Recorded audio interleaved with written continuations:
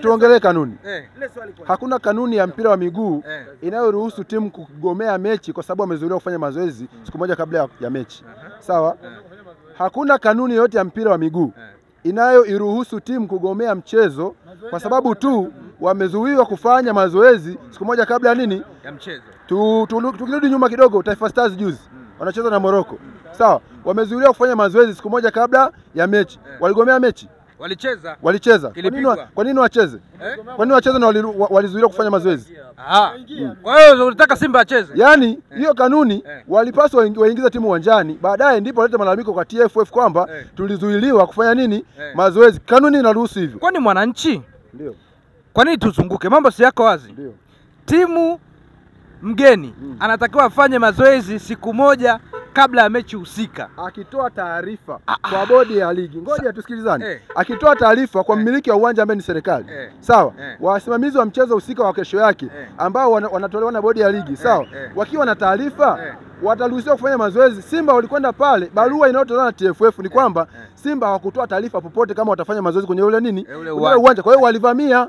Sasa kanuni zinasemaje? Kwa sababu ule uwanja sio wa Simba, si ndio bwana? Kwa nini Simba watoe taarifa wakati Mwananchi, Yanga ndio wenye uwanja kwa siku husika? Kanuni inamtaka timu mgeni kutoa taarifa kwa mwenyeji na kwa mmiliki wa uwanja siku kama atakwenda kufanya mazoezi na muda gani. Sawa? Ili apewe ruhusa ya kufanya mazoezi kwenye ule nini? Uwanja. Simba hakufuata hiyo kanuni.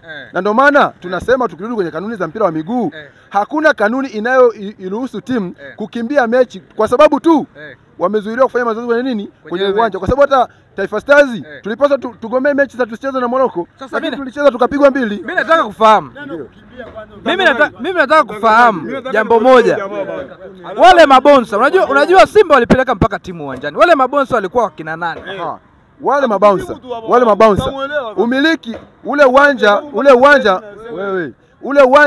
ni wa serikali. Ndio. Uko chini ya nani? Ya serikali. Ule uwanja anayekaa na funguo za uwanja ni meneja wa uwanja ambaye amewekwa na Wizara ya Michezo. Ndio. Sawa, ambaye ndio mmiliki wa uwanja wa nini? Wa taifa. Sawa. Ule uwanja Yanga alikuwa na umiliki wa ule uwanja kwa masaa yale ila hakupewa funguo za uwanja kwa sababu funguo za uwanja alikuwa nazo mmiliki wa nini? Wa uwanja ambaye alikuwa ni meneja wa uwanja. Meneja wa uwanja anaojiwa anasema sikuwa na taarifa za ujio wa hii timu. Mimi nataka mabonsa, achana na meneja. Mabonsa hawakuzuia Simba. Mabonsa walizuia mbuzi na wazee. Zilikuja basi 2 pale ambazo zilikuwa zimebeba wazee na kondoo na mbuzi. Mbuzi zinacheza mpira. Sasa mbuzi wanazuia za nini? Mbuzi zinafanya mazoezi uwanjani. Kwa nini ziruhusiwe kuingia uwanjani? Wale wazee wa basi zima walikuwa wanafanya nini uwanjani? Kwa nini nyinyi si mnajua cha kulelea wazee pale ndani? Nyinyi si mnajua kwamba wazee hawachezi lakini pia mbuzi hazichezi. Mbona mnazuia? Kanuni ya mpira iruhusu mbuzi kuingia kwenye uwanja wa mpira wa miguu. Sawa? Wale mabonsa ni wanani? Ule uwanja ni uwanja wa mpira wa nini?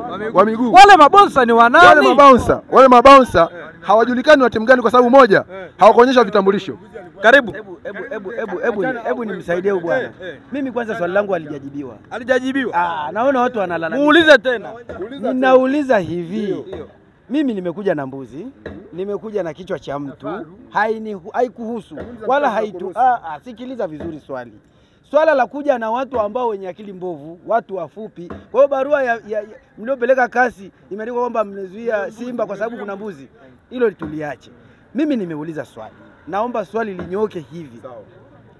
Mlitumia kanuni gani kuwazuia Simba wasifanye mazoezi? Naomba nimjibu.